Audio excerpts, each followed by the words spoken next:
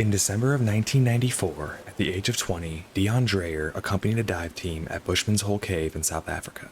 Helping set up conditions for a deep technical dive later that week, he was an experienced and trusted piece of the team. However, late in the dive, while returning to the surface, those in the team noticed Dreyer was no longer with the group when stopping at the 50-meter mark for a scheduled decompression stop. When at the surface, realizing Dreyer was lost, attempts were made to no avail to locate the diver. They conjectured he had probably lost consciousness either because of oxygen toxicity or narcosis induced by the high work rate of breathing at depth.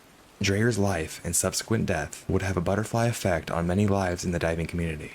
While his body was never recovered, even though vast efforts were made to do so, Deon Dreyer was considered lost to the hole forever. That was until late October of 2004, when Australian-born cave diver David Shaw set the world depth record for rebreather diving in the complete darkness that is Bushman's Hole.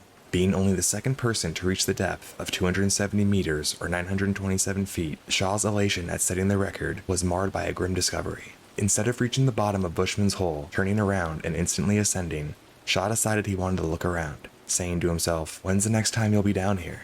Little did he know that when he turned around to look and swept his light to the left, about 50 feet away, clear as day, was a human skeleton.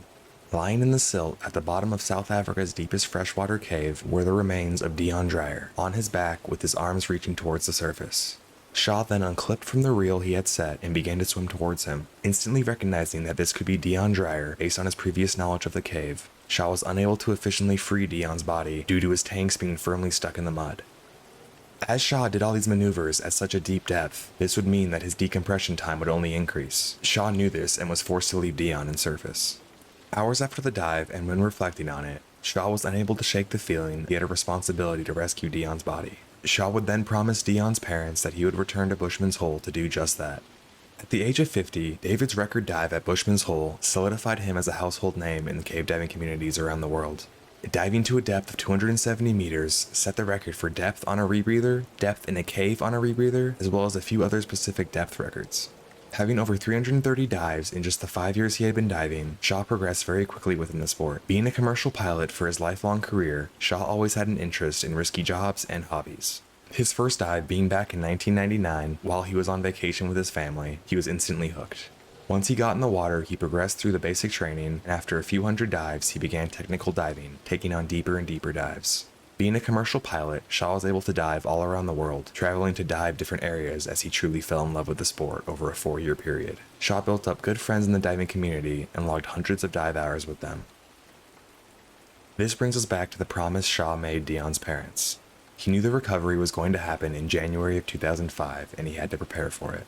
Once back in his apartment in Hong Kong, Shaw began to plan and practice the recovery. Contacting all his close diving partners and experts in body recovery, he made an extensive plan, including safety staff, staging tanks, multiple diver pit stops, body bag preparation, and expert advice on transporting decaying corpses.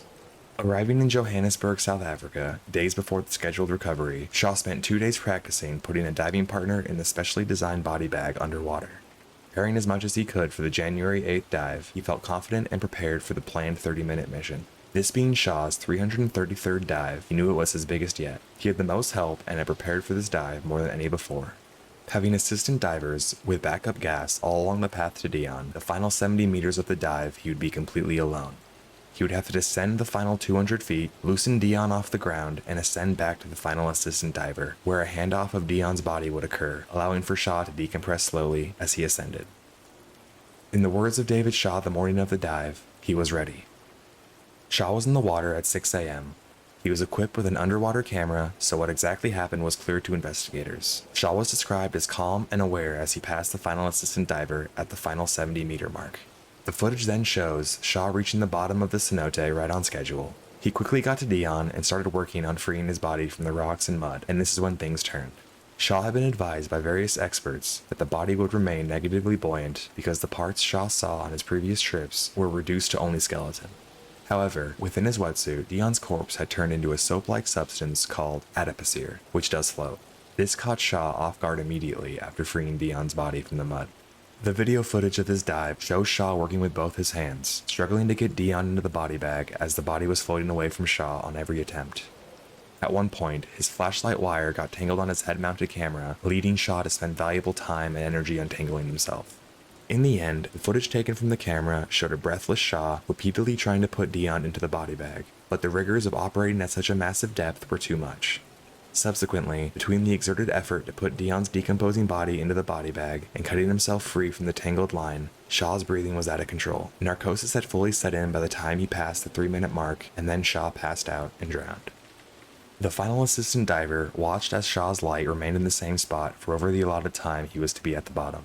By the time it was 20 minutes into the dive, he knew something had gone terribly wrong. As the hours passed on the surface, they knew a rescue of both of the bodies were not an option, and the tragedy had to be left alone. In the end, Shaw did keep his promise, as 3 days later, both the bodies of Shaw and Deon floated up near the surface as the dive team was retrieving their equipment from the cenote. David Shaw's death was a huge blow to the diving community, as he is remembered as one of the greatest cave divers of all time. His dedication, courage, and skill inspired countless divers around the world, and his legacy lives on today. In the years since his death, Shaw has been honored with several awards and accolades. He is also the subject of a documentary film called Last Breath, which chronicles his life and tragic death. In conclusion, David Shaw was a remarkable cave diver who made significant contributions to the sport of cave diving. Through his expertise and technical abilities, he set world records and explored uncharted territories, pushing the limits of what was previously thought possible. His passion for cave diving was unwavering, and he spent countless hours training and perfecting his craft. While his career tragically ended in his untimely death during a dive, his legacy continues to inspire and influence the next generation of cave divers. David Shaw will always be remembered as a pioneer and a true legend of the world of cave diving. Rest in peace to Deon Dreyer and David Shaw. If you want to hear more scary, fascinating stories, make sure to check out this video.